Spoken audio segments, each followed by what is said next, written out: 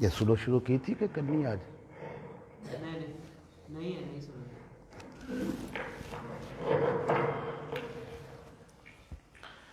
الحمد لله رب العالمين والصلاة والسلام على سيد الأنبياء والمرسلين وعلى آله وصحبه أجمعين ومن تبعهم بإحسان إلى يوم الدين. أعوذ بالله السميع العليم من الشيطان الرجيم من همزه ونفخه ونفسه. بسم الله الرحمن الرحيم.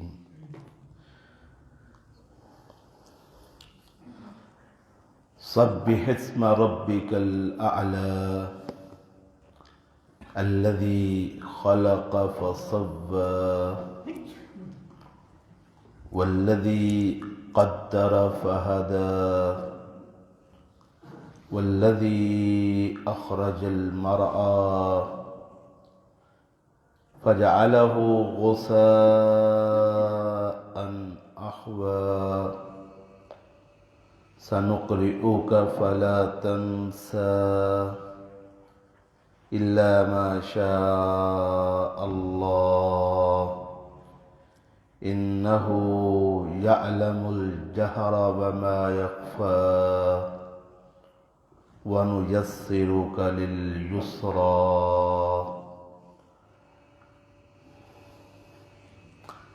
یہ سورۃ الاعلیٰ ہے. نبی کریم صلی اللہ علیہ وآلہ وسلم سے ثابت ہے کہ جمعے کے دن نماز جمعہ میں پہلی رکعت میں رسول اللہ سورۃ الاعلیٰ کی تلاوت فرمایا کرتے تھے اور دوسری رکعت میں سورۃ الغاشیہ کی تلاوت فرمایا کرتے تھے. عیدین کے حوالے سے بھی یہ دونوں صورتیں رسول اللہ صلی اللہ علیہ وسلم سے پڑھنی ثابت ہیں.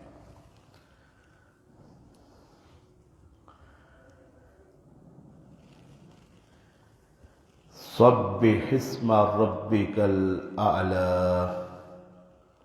تسبیح بیان کر اپنے رب کے نام کی جو سب سے بلند تر ہے. تسبیح بیان کرنے کا معنی ہوتا ہے پاک قرار دینا، پاکیزگی بیان کرنا. تو اس سے کئی مراد ہو سکتی ہیں باتیں. ایک تو مراد یہ ہے کہ سبحان ربی الاعلیٰ کہو، سبح اسم ربک الاعلیٰ، اپنے رب کی تسبیح بیان کر اس کے نام کی جو سب سے اعلیٰ ہے. تو اس حکم پر عمل کب ہوتا ہے؟ جب بندہ کیا کہے؟ سبحان ربی الاعلیٰ، پاک ہے میرا رب جو سب سے بلند تر ہے. تو اس حکم پر عمل کا یہ طریقہ ہے کہ یہ جملہ بندہ کیا کرے؟ دہراتا رہے. اور ابو داود میں حدیث ہے کہ جب نبی کریم صلی اللہ علیہ وآلہ وسلم پر یہ آیت اتری تو اس کے بعد رسول اللہ صلی اللہ علیہ وسلم نے سجدے میں سبحان ربی الاعلیٰ کم از کم 3 مرتبہ کہنا شروع کر دیا. تو اس حکم پر عمل انسان کہاں پہ جا کے کرتا ہے؟ ہر سجدے میں انسان 3 مرتبہ کم از کم کیا کہتا ہے؟ سبحان ربی الاعلیٰ. ابو ہریرہ رضی اللہ تعالیٰ عنہ ارشاد فرماتے کہ ایک اور حدیث میں ہے کہ نبی کریم صلی اللہ علیہ وآلہ وسلم جب یہ آیت پڑھتے، کون سی آیت؟ سبح اسم ربک الاعلیٰ، تو آپ فوراً سبحان ربی الاعلیٰ کہہ دیتے. یہ آیت پڑھتے تو کیا کہتے؟ سبحان ربی الاعلیٰ. حکم ہے نا کہ اپنے رب کی تسبیح بیان کر، تو فوراً کیا کر دیتے؟ تسبیح بیان کر دیتے.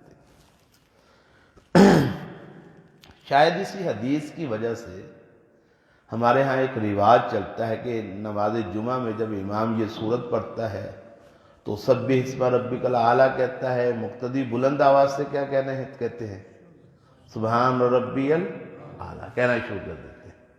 آپ کے ہاں بھی شاید ایسے ہوگا، لیکن یہ طریقہ جو ہے رسول اللہ صلی اللہ علیہ وسلم اور آپ کے صحابہ سے ثابت نہیں ہے۔ اچھا، جو اس آیت کی تلاوت کر رہا ہے اس کو چاہیے نا کہ سبحان ربی الاعلیٰ سب سے پہلے پڑھے۔ رسول اللہ تلاوت کرتے تھے امامت کرواتے ہوئے، تو کیا آپ بلند آواز سے پڑھتے تھے؟ تو جب رسول اللہ صلی اللہ علیہ وسلم خود نہیں پڑھتے تھے نماز کے دوران بلند آواز سے، تو اس سے معلوم ہوتا ہے کہ نماز کے دوران بلند آواز کے ساتھ اس کو پڑھنا یہ ثابت اور درست طریقہ نہیں ہے۔ صحابہ کرام رضوان اللہ علیہم اجمعین کو بھی اگر اس پہ عمل کرنے کا طریقہ یہی ہوتا کہ سبح اسم ربک الاعلیٰ کے فوراً بعد دوران نماز بھی بلند آواز سے یہ پڑھنا ہوتا، تو رسول اللہ صحابہ کو کیا کر دیتے؟ بتا دیتے کیسے پڑھو۔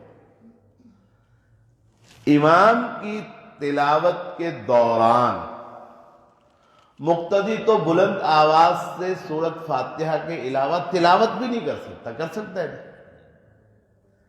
سورۃ فاتحہ تو پڑھنی لازم ہے کہ اس کے بغیر تو نماز نہیں ہے۔ تو مقتدی امام کی تلاوت کے ہوتے ہوئے اونچی آواز سے سورۃ فاتحہ نہیں پڑھ سکتا، جائے کہ سورۃ فاتحہ کے علاوہ نہیں پڑھ سکتا، سورۃ فاتحہ تو پڑھ سکتا ہے نا۔ جائے کہ کوئی ایک ایسا جملہ جو قرآن میں شامل نہیں ہے وہ تلاوت شروع کر دے بندہ، تو اگر کسی نے کرنی ہے تو چلے آہستہ آواز سے کر لے۔ اب آہستہ آواز سے رسول اللہ صلی اللہ علیہ وسلم کرتے ہوں گے، آپ سے ثابت نہیں ہے کہ آپ نے دوران نماز بلند آواز سے سبحان ربی الاعلیٰ پڑھا، صحابہ سے بھی ثابت نہیں ہے۔ تو ہمارے ہاں یہ جو رواج ہے نا کہ جمعے کے دن یا کسی اور نماز میں جس امام میں بھی وتر میں بعض اوقات یہ صورت پڑھی جاتی ہے، تو جب امام یہ پڑھتا ہے سبح اسم ربک الاعلیٰ، تو مقتدی جو بلند آواز سے سبحان ربی الاعلیٰ پڑھتے ہیں، یہ درست طریقہ رسول اللہ سے ثابت نہیں۔ ہاں ویسے اگر کوئی بندہ یہ لفظ سن کے سبحان ربی الاعلیٰ پڑھ لے، آہستہ آواز سے پڑھ لے نماز کے علاوہ، تو رسول اللہ صلی اللہ علیہ وسلم سے یہ کیا ہے؟ ثابت ہے۔ سبح اسم ربک الاعلیٰ کا ایک معنی تو یہ ہے کہ بلند آواز سے یا آہستہ آواز سے سبحان ربی الاعلیٰ کہو، اور ایک معنی یہ ہے کہ اپنے رب کے نام کی تسبیح بیان کر، یعنی اپنے رب کو پاک سمجھو اپنے عقیدے میں۔ اللہ ہر قسم کی برائی سے، ہر قسم کے شر سے، ہر قسم کے نقص سے، ہر قسم کے عیب سے کیا ہے؟ پاک ہے، اور ہر قسم کے شریک سے بھی کیا ہے؟ پاک ہے۔ یہ صرف کہنا نہیں ہے، کہتے تو ہم بڑی دفعہ نماز میں بھی کہتے ہیں، آگے پیچھے بھی کہتے ہیں، صرف کہنا نہیں ہے، بات تب بنتی ہے جب جو کہے وہ بندے کو کیا ہو؟ یقین بھی ہو۔ اس پہ کیا کرنا ہے؟ یقین کرنا ہے۔ اللہ کو پاک کہنا بھی ہے، اس کی پاکیزگی بیان کرنی بھی ہے، اور اس کی پاکیزگی کا یقین بھی کیا کرنا ہے؟ اپنے دل میں رکھنا ہے، پختہ کرنا ہے۔ ہمارے ہاں یہ تھوڑا معاملہ کچا ہے، اللہ ہمیں اسے مزید پکا کرنے کی توفیق عطا فرما دے۔ اور اللہ رب العزت کی پاکیزگی میں اور اس کے پاک ہونے میں سب سے بڑا نقص پیدا کب ہوتا ہے؟ جب کوئی بندہ یہ کہتا ہے کہ اللہ نے بیٹا بنایا ہے۔ کیا کہتا ہے؟ کہ اللہ نے کیا بنایا ہے؟ بیٹا بنایا ہے۔ وَقَالُوا اتَّخَذَ الرَّحْمَنُ وَلَدًا، مشرکین نے کیا کہا؟ عیسائیوں نے، یہودیوں نے کہا کہ رحمان کا کیا ہے؟ بیٹا ہے۔ تَكَادُ السَّمَاوَاتُ يَتَفَطَّرْنَ مِنْهُ وَتَنشَقُّ الْأَرْضُ وَتَخِرُّ الْجِبَالُ حَدًّا أَن دَعَوْا لِلرَّحْمَنِ وَلَدًا۔ فرمایا انہوں نے، عیسائیوں نے اور یہودیوں نے کہا کہ رحمان کا بیٹا ہے۔ تَكَادُ السَّمَاوَاتُ يَتَفَطَّرْنَ مِنْهُ، قریب ہے کہ اس جملے کے ساتھ اتنا برا جملہ ہے، اتنی غلط بات ہے، اور اتنی بڑی غلطی ہے کہ قریب ہے کہ اس بات کے شر کے ساتھ آسمان پھٹ جائے اور زمین اس کے ٹکڑے ہو جائیں اور پہاڑ وہ چھوٹے چھوٹے ریزہ ریزہ ہو کے گر جائیں، اس بات پر اندعوا للرحمن ولدا کہ انہوں نے کہا کہ رحمان کا بیٹا ہے۔ وما ينبغي للرحمن ان يتخذ ولدا، رحمان کے لائق نہیں ہے کہ اس کا کیا ہو، بیٹا ہو۔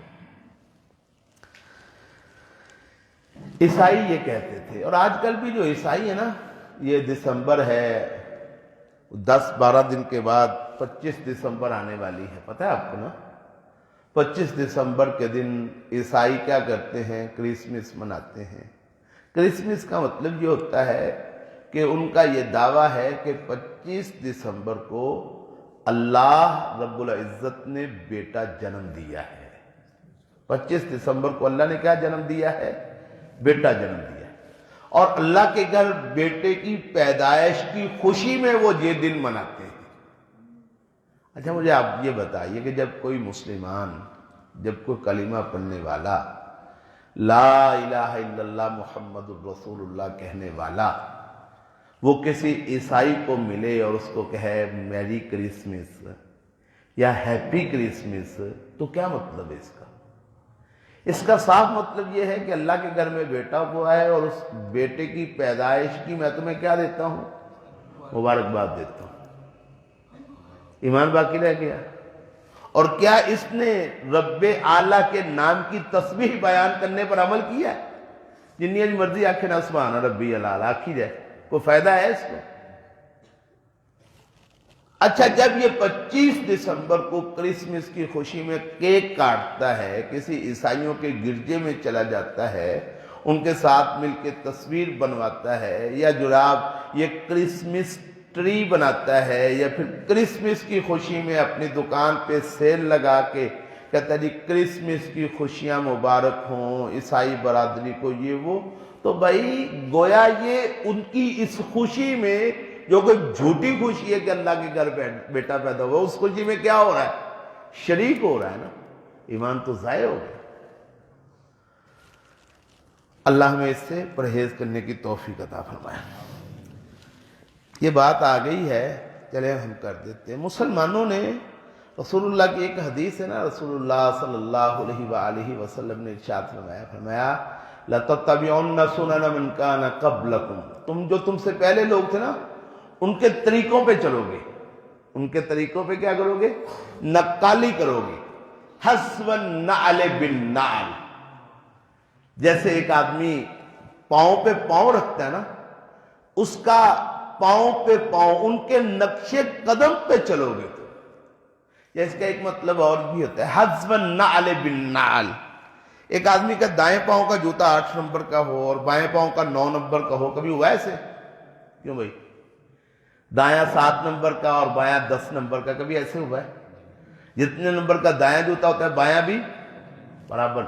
اور میں جیسے تم سے پہلے لوگ تھے نا ویسے ہی برابر تم ان کے پیچھے پیچھے چلو گے۔ حتی لو انہم دخلوا جوہر ضب لدخلتموہ، حتیٰ کہ اگر تم سے پہلے لوگ کسی گو کی بل میں داخل ہوئے ہوں گے تم بھی ان کے پیچھے داخل ہو جاؤ گے۔ اچھا اب اگر ہم دیکھیں نا، یہ جو عیسیٰ علیہ السلام کی میلاد کے حوالے سے عیسائی جو کچھ کرتے ہیں، مسلمانوں نے سارا کچھ کرنا شروع کر دیا کہ نہیں کر دیا؟ کوئی کسر ہے کسی پاس سے دسو؟ وہ سارے کام شروع کر دیے۔ اور پھر مزے کی بات آپ کو بتاؤں، عیسائیوں کے ہاں 25 دسمبر پہ اتفاق نہیں ہے۔ عیسیٰ علیہ السلام کی پیدائش 25 دسمبر کو ہی، اس کے پر عیسائیوں کے ہاں اتفاق نہیں۔ اور قرآن نے بھی یہ بتایا کہ عیسیٰ علیہ السلام کی جو پیدائش ہے وہ سردیوں کے مہینے میں ہوئی نہیں، سردیوں کے مہینے میں ہوئی نہیں۔ آپ کہیں گے یہ کہاں پہ بتایا قرآن مجید میں؟ اللہ اکبر۔ عیسیٰ علیہ السلام کی پیدائش کا اللہ نے قرآن مجید میں تذکرہ فرمایا، تو کیا فرمایا اللہ نے؟ جب عیسیٰ علیہ السلام کی والدہ مریم ان کے ہاں بچہ پیدا ہونے کا وقت آیا تو فَأَجَاءَهَا الْمَخَاضُ إِلَى جِذْعِ النَّخْلَةِ، بچے کی پیدائش کی تکلیف اس کو کھجوروں کے ایک جھنڈ کی طرف لے گئی. قالت، وہاں پہ چلی گئی، تکلیف بہت زیادہ تھی. اور پھر ایک ہوتی ہے تکلیف اور ساتھ خوشی ہوتی ہے. اکثر ایسا ہوتا ہے کہ یہ بچے کی پیدائش کی تکلیف بھی ہوتی ہے، عورتوں کو ساتھ کیا ہوتا ہے؟ خوشی بھی ہوتی ہے. لیکن مریم علیہ السلام کے ہاں معاملہ ایسا نہیں تھا. تکلیف بھی تھی اور ساتھ غم بھی تھا کہ میری تو شادی نہیں ہوئی، خاوند بھی نہیں ہے میرا، اور پھر میں نے کوئی گناہ بھی نہیں کیا، پاک باز ہوں. اچھا بچہ پیدا ہوگا تو میں قوم کو یقین کیسے دلاؤں گی، کس کو بتاؤں گی اور کیسے سمجھاؤں گی، اور اپنی پاک بازی کا یہ پریشانی تھی. قالت یا لیتنی مت قبل ھذا وکنت نسیا منسیا، کاش یہ وقت دیکھنے سے پہلے میں مر چکی ہوتی، نام و نشان ہی مٹ چکا ہوتا. اللہ کہتا ہے ہم نے موسیٰ علیہ السلام کی ماں کو وحی کی کہ وَحُزِّي إِلَيْكِ بِجِذْعِ النَّخْلَةِ تُسَاقِطْ عَلَيْكِ رُطَبًا جَنِيًّا وَكُلِي وَاشْرَبِي وَقَرِّي عَيْنًا فَإِمَّا تَرَيِنَّ أَحَدًا مِّنَ الْبَشَرِ فَقُولِي إِنِّي نَذَرْتُ لِلرَّحْمَنِ صَوْمًا فَلَنْ أُكَلِّمَ الْيَوْمَ إِنسِيًّا. اللہ کہتے ہیں ہم نے مریم علیہ السلام کو وحی کی کہ یہ جو کھجوروں کا تنا ہے نا اس کو ہلا. تو ساقط علیک رطبا جنیا، تازہ اور تر کھجوریں تیرے اوپر گریں گی. اچھا بھئی آپ کو شاید پتا ہو تازہ اور تر کھجوریں کس موسم میں گرتی ہیں بھلا؟ علی پور چٹھے دے لوگوں نے بھی پتا ہے کھجوراں دا کہ نہیں پتا؟ سکھڑ والے تو بڑا پتا ہوتا ہے کھجوراں دے علاقے رہن والے. تو عام طور پہ ہمارے کسانوں کو تو یہ پتا ہوتا ہے نا آلو کس موسم میں ہوتے ہیں اور جناب پیاز کس موسم میں ہوتے ہیں، تو کھجوروں کا اندازہ نہیں ہوتا. کھجوروں کا موسم ہے اگست، جولائی اور اگست، اس موسم میں کھجوریں تیار ہوتی ہیں. تو اللہ کہتا ہے مریم جب عیسیٰ علیہ السلام پیدا ہونے والے تھے تو کھجور کے درخت کے پاس تھی. ہم نے کہا اس کو ہلاؤ، تم پہ تازہ کھجوریں کیا ہوگی؟ گریں گی. کھجوریں کھا اور پانی پی اور اپنی آنکھوں کو ٹھنڈا کر. اگر تجھے کوئی انسان مل جائے تو کہہ دینا میں نے آج رحمان کے لیے نظر مانی ہے، روزہ رکھا ہے بات کرنے کا. آج میں کسی انسان سے باقی بات وہ آپ کو پتہ ہے، قرآن مجید میں اللہ نے تفصیل سے قصہ بتایا. تو اس سے معلوم ہوتا ہے کہ عیسیٰ علیہ السلام کی پیدائش دسمبر میں نہیں ہوئی. مسلمان اس معاملے میں بھی ان کے مطابق ہی ہیں. رسول اللہ کی پیدائش 12 ربیع الاول کو بھی نہیں ہوئی، نہ بنتی ہے نہ کہیں ثابت ہے. مسلمان بھی مناتے ہیں، عیسائی بھی 25 دسمبر کو مناتے ہیں، وہ بھی جھوٹی تاریخ اور یہ بھی جھوٹی تاریخ. اور پھر ظلم یہ ہے کہ عیسائی بھی عیسیٰ علیہ السلام کو اللہ کا حصہ سمجھتے ہیں. کہتے ہیں ان اللہ ثالث ثلاثہ، اللہ 3 میں سے تیسرا ہے، باپ، بیٹا اور ماں. اور کہیں پہ وہ کہتے ہیں باپ، بیٹا اور روح القدس، یہ دو باتیں کرتے ہیں. کبھی کہتے ہیں باپ، بیٹا اور ماں. باپ اللہ ہے، بیٹا عیسیٰ ہے اور ماں کیا ہے؟ مریم ہے. اور کبھی کہتے ہیں باپ اللہ ہے، بیٹا ہے اور روح القدس ہے. کہتے ہیں یہ 3 ہیں ایک ہی ہے اور تینوں ہی رب ہے، نعوذ باللہ من ذالک. مسلمانوں نے بھی کہا رسول اللہ صلی اللہ علیہ وسلم کس کا حصہ ہے؟ کہ بھائی انہوں نے بھی کہا بیٹا باپ کا حصہ ہے. یہ بھی اللہ کو پاک کرنا نہیں ہے، اللہ میں نقص پیدا ہو گیا نا کہ اس کے حصے کر دیے انہوں نے. مسلمانوں نے بھی کہا کہ حضرت محمد صلی اللہ علیہ وآلہ وسلم اللہ کے نور کا حصہ ہے. تو اللہ کے نور کو کیا کر دیا انہوں نے؟ اس کو جدا کر دیا نا. اللہ میں سے نکلے. اللہ کہتا ہے اللہ الصمد، اللہ میں سے تو کوئی نکل ہی نہیں سکتا. سبح اسم ربک الاعلی کا ایک اور معنی یہ ہے کہ اللہ کے جو نام ہیں، اللہ کے نام ہیں، ان ناموں کی بھی پاکیزگی کا ذہن میں خیال رکھو۔ ہمارے ہاں اکثر ایسے ہوتا ہے کہ کسی کا نام ہے نا عبد الرحمن، تو ہم عبد کو ہٹا دیتے، اس کا کیا نام بنا دیتے؟ رحمان صاحب کی آ رہے تو اڈا۔ اچھا رحمان صاحب تے کدے کدے آنے مانیا تیری، تو یہ ہم زیادہ کہتے ہیں اس کو، کیا خیال ہے؟ یہ زیادہ ہوتا ہے نا۔ تو عبد الرحیم کو ہم رحیم صاحب بنا دیتے ہیں، عبد الاحد کو احد صاحب کر دیتے ہیں۔ اچھا عبد الاحد کا معنی ہے اکیلے کا بندہ، جب ہم نے اس کو کہہ دیا احد تو اکیلا ہی ہے، تو اس کو ہم نے کیا بنا دیا گویا؟ ہمارے ملک میں ایک وزیر ہوتا تھا، وزیر داخلہ، نام تھا اس کا عبد الرحمن ہوگا، ماں نے تو عبد الرحمن ہی رکھا ہوگا نا، مائیں بڑے شوق کے ساتھ یہ نام رکھتی۔ رسول اللہ نے بھی بتایا کہ افضل الاسماء جو ہیں، اللہ کو سب سے زیادہ پسندیدہ نام دو ہیں، کون کون سے؟ عبداللہ اور عبد الرحمن۔ تو عبد الرحمن تھا، اس کا نام لوگوں نے کیا رکھا ہوا تھا؟ رحمان ملک، یاد ہے آپ کو؟ رحمان ملک۔ اچھا اس رحمان ملک کو میرا خیال ہے تعریف تو اس کی کوئی بھی نہیں کرتا ہوگا نا، بندہ لائق بھی تھا، جوتوں کے لائق ہی تھا نا، تو لوگ گالیاں دیتے تھے اس کو۔ جب اس کو کہتے تھے رحمان ملک ایسا اور ویسا، تو پھر رحمان کون ہے بھائی؟ اللہ۔ تو عبد الرحمن کو رحمان کہنا ایسے ہی ہے جیسے کو عبداللہ کو کیا کہہ دے؟ اللہ کہہ دے۔ تو جیسے عبداللہ کو اللہ کہنا غلط ہے، ایسے ہی عبد الرحمن کو رحمان کہنا بھی کیا ہے؟ غلط ہے۔ کچھ نام اللہ کے ایسے ہیں جو مخلوق پر بھی بولے جا سکتے ہیں، لیکن وہ بھی بولتے وقت یہ احتیاط رہے کہ جس طرح اللہ کا نام تعظیم کے ساتھ لیا جاتا ہے، مخلوق کا نام ویسے لیا جا سکتا نہیں۔ جیسے علی ہے، علی حضرت علی کا نام بھی ہے، اور اللہ کا نام بھی ہے کہ نہیں؟ وَهُوَ الْعَلِيُّ الْعَظِيمُ۔ تو علی کا نام اگر کسی بندے کا نام ہے تو اس کو اس انداز سے لینا چاہیے جیسے مخلوق کا لیا جاتا ہے، اس انداز سے نہیں لینا چاہیے جیسے اللہ کا نام دیا۔ جب کوئی بندہ کہے یا علی مدد، تو اس کا عقیدہ جو مرضی ہو، بات سمجھ میں آئے گی کہ یہ بندہ اللہ کی کیا کر رہا ہے؟ توہین اور گستاخی کر رہا ہے۔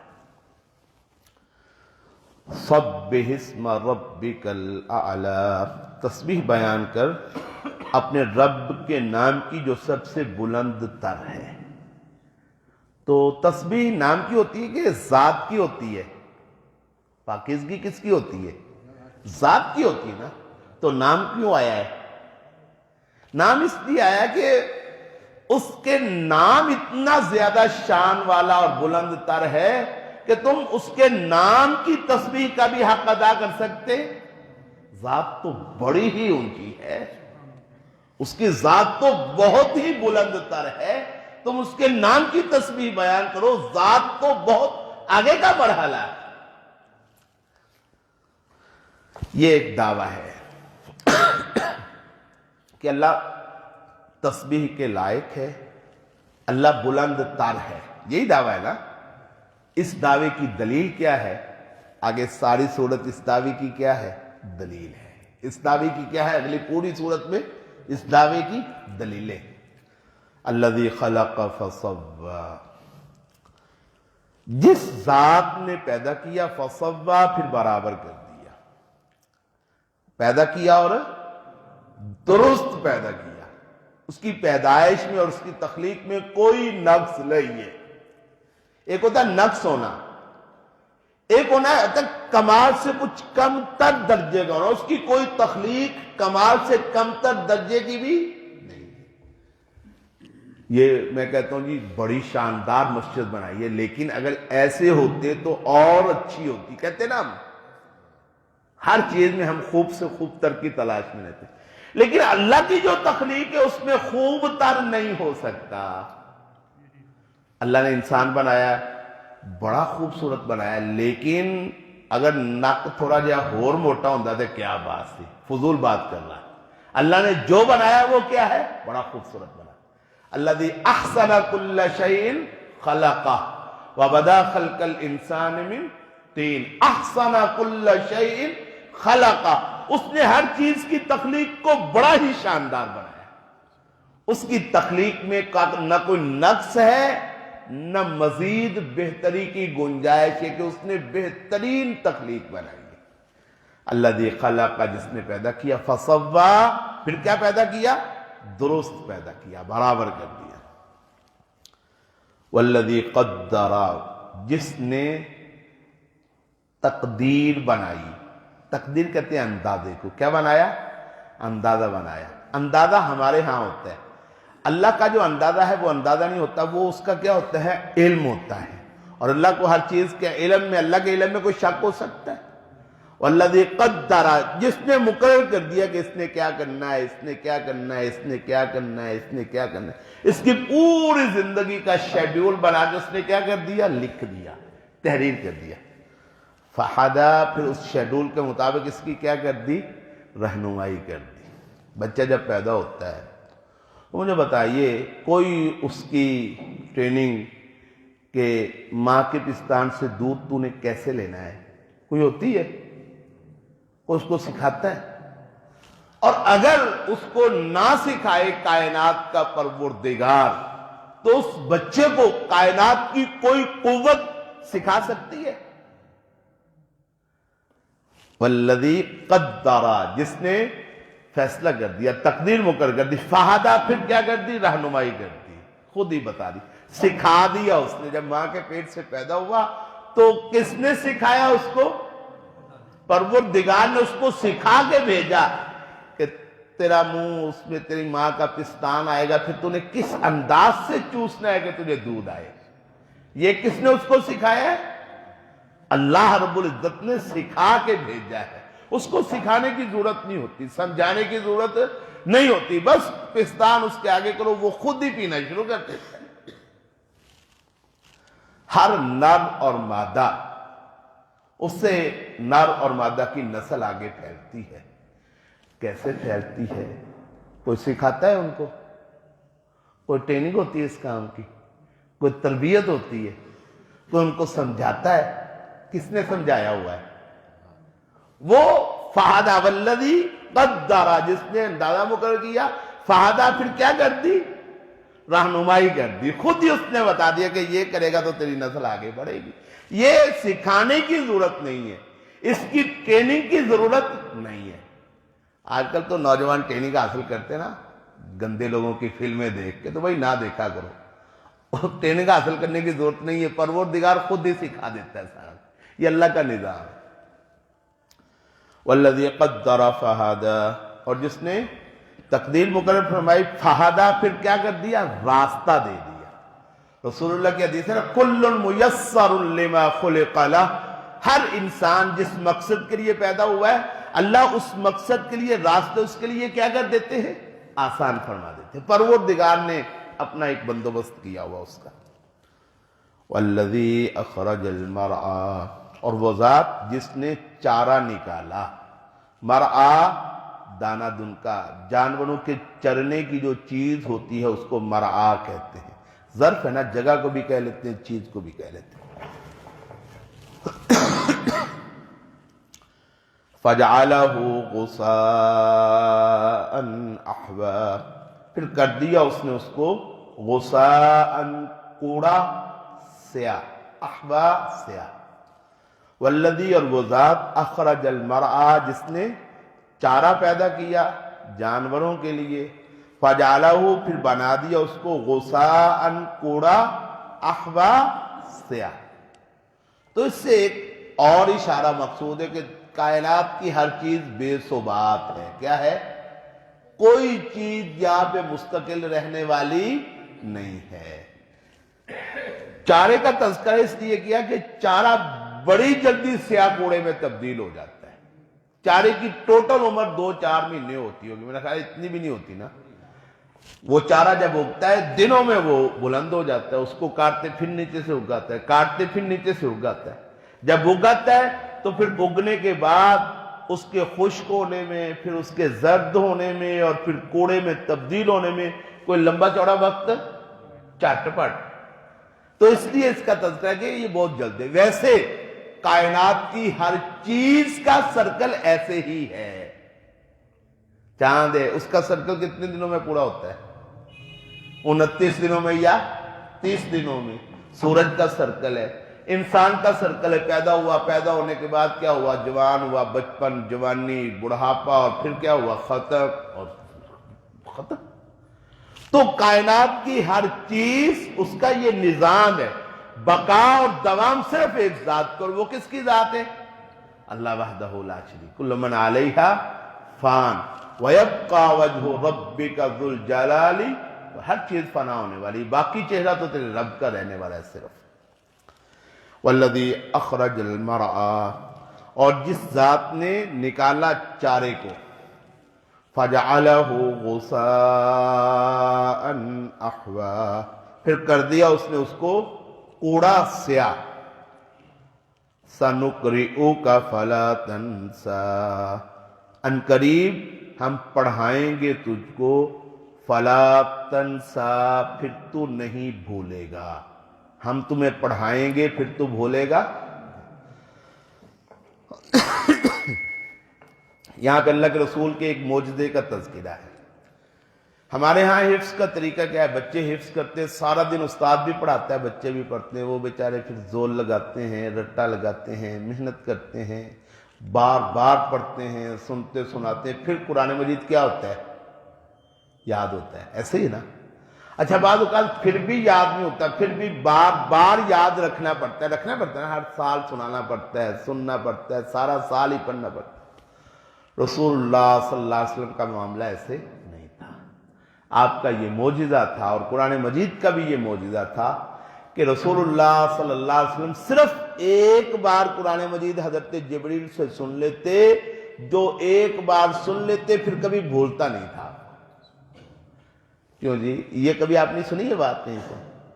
رسول اللہ کا یہ معجزہ تھا کہ قرآن مجید یاد کرنے کے لیے رسول اللہ کو رٹا لگانا پڑتا، آپ کو دہرانا پڑتا. شروع میں ایسے ہوتا تھا کہ حضرت جبریل پڑھتے تو رسول اللہ صلی اللہ علیہ وآلہ وسلم بھی ساتھ پڑھنا شروع کر دیتے. اللہ نے روک دیا، فرمایا لا تحرک بہ لسانک لتعجل بہ. اے نبی صلی اللہ علیہ وسلم جبریل کے ساتھ ساتھ اپنی زبان کو حرکت دے کے جلد بازی میں نہ پڑھا کر. ان علینا جمعہ وقرآنہ، اس قرآن کا جمع کرنا اور اس کو آپ کو یاد کروانا، یہ ڈیوٹی تیری نہیں ہے، ہماری ڈیوٹی. فَإِذَا قَرَعْنَاهُ فَاتَّبِعْ قُرْآنَهُ، جب جبریل آپ کو ایک مرتبہ سنا دے پھر تو ایک مرتبہ پڑھ لیا کر، بس اس کے بعد پھر تجھے کیا ہو جائے گا؟ وہ یاد. ثُمَّ إِنَّ عَلَيْنَا بَيَانًا، پھر قیامت تک کے لیے اس قرآن کو بیان کرنا یہ ہماری ذمہ داری ہے. تو یہاں بھی وہی بات کر رہی ہے اللہ تعالیٰ بولے تو فرمایا سَنُقْرِئُكَ، ان قریب ہم تمہیں پڑھائیں گے، فَلَا تَنْسَىٰ، پھر تو بھولے گا. تو شروع میں رسول اللہ ساتھ ساتھ پڑھتے تھے، اللہ نے روک دیا. پھر اللہ کے نبی سنتے تھے، صرف حضرت جبریل سے کیا کرتے تھے؟ جو ایک مرتبہ سن لیتے تھے وہ بھولتا نہیں تھا. اچھا اکثر قرآن تو ایسے ہی ہے، لیکن کچھ آیات قرآن مجید کی ایسی ہیں جو منسوخ ہو گئی ہیں. کیا ہو گئی ہیں؟ منسوخ ہو گئی. ما ننسخ من آیت او ننسها نأتی بخیر منہا او مثلہا. قرآن مجید کی جون سی آیت ہم منسوخ کریں گے یا بھلائیں گے، ہم اس سے بہتر تجھے عطا فرمائیں گے یا اس جیسی کوئی عطا فرمائیں گے. تو قرآن مجید کے کچھ احکام منسوخ ہو گئے، کچھ آیات منسوخ ہو گئی. اللہ کہتے ہیں ہم تجھے پڑھائیں گے پھر تو بھولے گا نہیں. ہاں جو ہم چاہیں گے کہ یہ تجھے بھول جائے، اور جس کو ہم منسوخ کرنا چاہیں گے اس کو ہم تجھے کیا کریں گے؟ بھلا دیں گے. الا ما شاء اللہ، مگر جس کو چاہے گا اللہ. انہو یعلم الجہر وما یخفا، یقیناً وہ اللہ جانتا ہے ظاہر کو. جہر کہتے ظاہر کو، جہر کہتے اونچی آواز سے کی گئی بات کو، بلند آواز سے. جہری نماز سنی ہے نا؟ جہری نماز کا مطلب کیا ہوتا ہے؟ وہ نماز جس میں قرات کیا کی جائے؟ بلند آواز سے کی جائے. تو جہر اونچی آواز کو کہتے. انہو یعلم الجہر، بے شک وہ اللہ تعالیٰ اونچی آواز بلند آواز سے بات کی جو کہ جائے اس کو بھی جانتا ہے. وما یخفا، اور جو مخفی ہو اس کو بھی کیا کرتا ہے؟ جانتا ہے. یہاں پہ ایک سوال پیدا ہوتا ہے، شاید آپ کے ذہن میں بھی آئے، مخفی کو جاننا یہ تو کمال ہے نا؟ میرے دل میں اس وقت کیا ہے آپ کو نہیں پتا، اور اگر کوئی کہے کہ میں تیرے دل کی بات کو جانتا ہوں پھر تو کمال ہے نا، کمال ہے۔ لیکن کوئی کہے تو جو بول رہا ہے میں اس کو جانتا ہوں، تو میں کہوں گا یہ کیا کمال ہے، سارے جانتے ہیں۔ کیوں بھائی؟ جو میں اونچی آواز سے بولتا ہوں اس کو تو سارے جانتے کہ نہیں جانتے؟ تو اللہ نے قرآن مجید میں یہ جو کہا انہو یعلم الجہر، وہ جہر کو جانتا ہے، تو اس میں کون سا کمال ہے؟ سوال سمجھ آئے؟ کوئی جواب اس کا یہ ہے کہ ایک وقت میں ایک بندہ بولے، میں بول رہا ہوں اونچی آواز سے، آپ کو سمجھ آ رہی ہے نا؟ اور اگر ایسے ہو کہ آپ سب بولنا شروع کر دیں، مجھے آئے گی سمجھ؟ کیا خیال ہے جی؟ آپ سب ہی بولنا شروع کر دیں، 10 بندے اونچی آواز سے بولنا شروع کر دیں، میں 10 کی بات سمجھ لوں گا۔ پھر 10 بندے اونچی آواز سے بولنا شروع کر دیں، 10 زبانوں میں بولنا شروع کر دیں۔ ایک وقت میں 10 بندے بولنا شروع کر دیں، ایک فارسی بولے، ایک انگریزی بولے، ایک اردو بولے، ایک عربی بولے، ایک پشتو بولے، ایک پنجابی بولے۔ اچھا بھئی 10 بندے بیک وقت بولے، 10 مختلف زبانوں میں، وہ اونچی بول رہے ہیں، مجھے سمجھ آئے گی؟ میں کیا دنیا کا کوئی شخص سمجھ سکتا ہے؟ اللہ رب العزت ایک وقت میں ایک نہیں 10 کروڑ بندے بھی ایک ہی بات کریں، مختلف زبانوں میں مختلف بات کریں، ہر بندے کی سنتا ہے، سنتا نہیں، سمجھتا بھی ہے، سمجھتا نہیں، جواب بھی دیتا ہے۔ یہ ہے مطلب انہو یعلم الجہر وما یخفی، وہ ظاہر کو بھی جانتا ہے، مخفی۔ تم ظاہر کو بھی نہیں جانتے، مخفی کو بھی نہیں جانتے، تم بے بس ہو۔ تم کیا ہو؟ بے بس ہو۔ وَنُيَسِّرُكَ لِلْيُسْرَىٰ، ہم آپ کے لیے سہولت پیدا کر دیں گے، لِلْيُسْرَىٰ، وَنُيَسِّرُكَ، اور ہم سہولت دیں گے تجھے، لِلْيُسْرَىٰ، آسانی کے لیے۔ کس کے لیے؟ آسانی۔ یہ آسانی ہے نا کہ قرآن مجید آپ کو رٹا نہیں لگانا پڑتا، یاد نہیں کرنا پڑتا، کیا ہو جائے گا؟ یاد سننے پر ہی ہو جائے گا۔ یہ کتنی بڑی سہولت ہے۔ تو یہ سہولت ہم آپ کو دے دیں گے تاکہ آپ کا جو اصل توانائی ہے وہ کس بات پہ لگے؟ قرآن سمجھانے پہ، قرآن اس کی دعوت دینے پہ، قرآن اس کو غالب کرنے پہ، اصل کام وہ ہے نا۔ تو اس پہ ہم آپ نے آپ کو کیا دے دی ہے؟ سہولت دے۔ سبح اسم ربک الاعلی، تسبیح بیان کر اپنے بلند تر رب کے نام کی۔ الذی خلق فسوی، جس نے پیدا کیا پھر درست پیدا کیا۔ والذی قدر فہدی، اور جس نے اندازہ مقرر کیا پھر رہنمائی فرما دی۔ والذی اخرج المرعی، اور جس نے چارہ نکالا زمین سے۔ فجعلہ غثاء احوا، پھر اس نے اس کو کر دیا کوڑا سیاہ۔ سنقرئک فلا تنسیٰ، ان قریب ہم تمہیں پڑھائیں گے پھر تو نہیں بھولے گا۔ الا ما شاء اللہ، مگر جس کو اللہ چاہے گا۔ انہ یعلم الجہر وما یخفی، یقیناً وہ جانتا ہے ظاہر کو اور مخفی کو۔ وَنُيَسِّرُكَ لِلْيُسْرَىٰ، اور ہم سہولت دیں گے تجھے آسانی کے لیے۔ وآخر دعوانا الحمدللہ رب العالمین۔